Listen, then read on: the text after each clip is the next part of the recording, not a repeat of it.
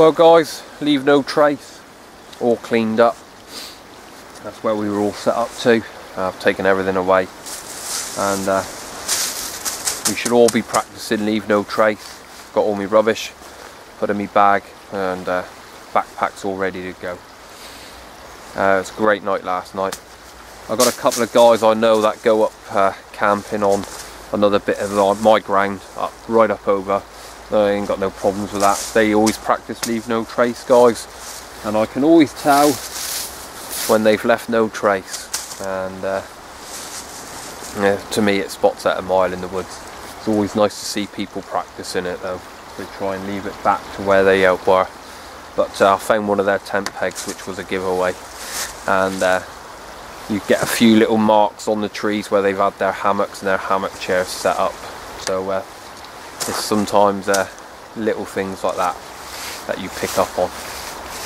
And they practice leave no trace. They ain't doing no harm where they are, so I just look the other way. And best thing to do sometimes, innit?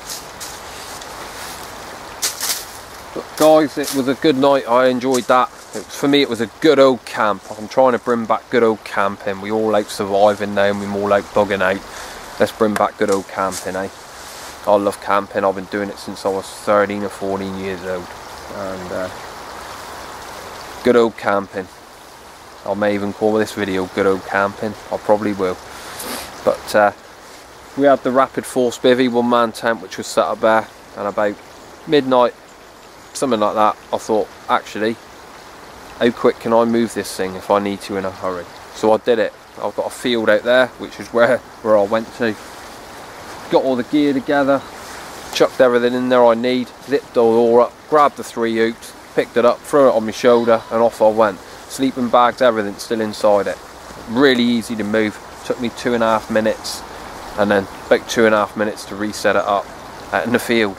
I was really impressed with that. I thought, well, that's handy to know if you ever got to move spots for any reason, you can do it.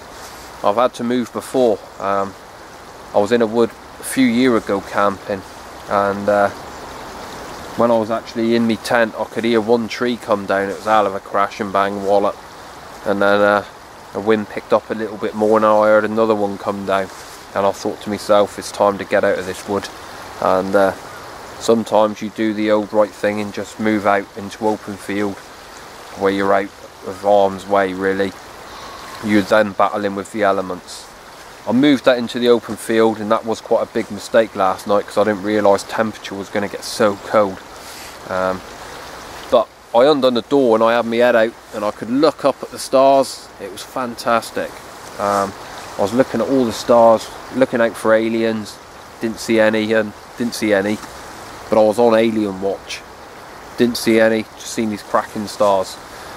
No aliens. So I then realised that the top of my hat, guys, had froze solid, and I thought, oh, it's getting cold now.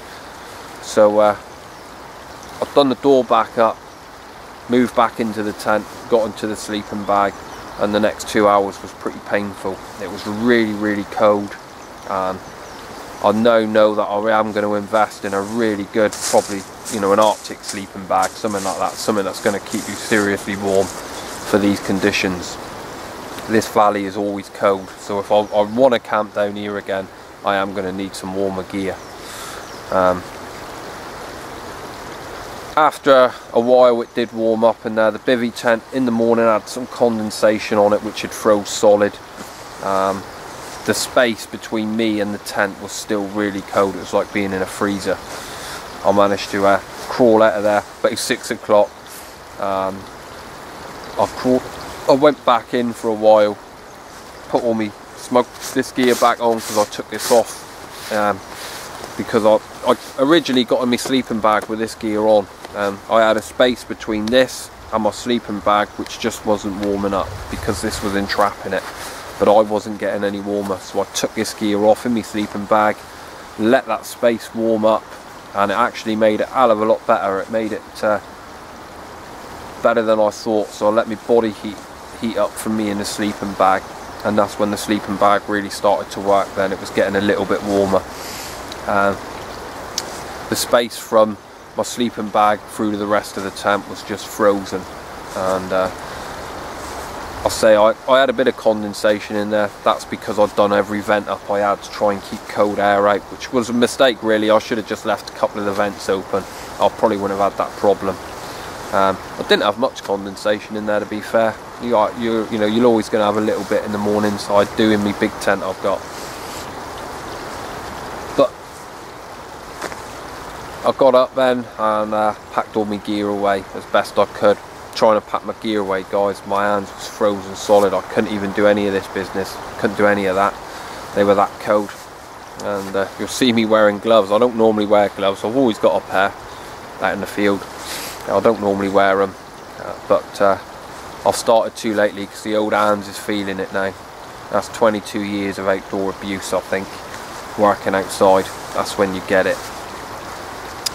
And my feet were quite cold as well, actually, in my sleeping bag. But it's been a good night out. It's been an interesting one and a real learning curve for me, guys. I set the basher up. I advise anyone who's got a basher is to go and get himself 6 bungees or 8, 10 bungees. It just makes it so much easier to set your basher up. It's super quick, and especially in the woods where you've got loads of anchor points. And if not, you may have to cut a few pegs like I did, and it took seconds. You just cut them out, bang them into the ground or push them in, wrap your bungee around and hook it on, and it's job done. I like little simple things like that. I don't like to be making, you know, a big faff around over campsites. My average campsite takes me half an hour to set up if I'm really thinking about what I want to do, and if I'm in a hurry, guys, I can set a campsite up in about 3 or 4 minutes. So beautiful here. I'm off. I'm going to get home. I've got a load of stuff to do. I've got another video to do, actually. I've been tagged on a bushcraft breakfast by Ferro, so I've already done one, but I will do another one, I think. I may go out and do that tomorrow. I have got some work left to do here. So good old camping. If you do a good old camping video, post it as a VR to this one.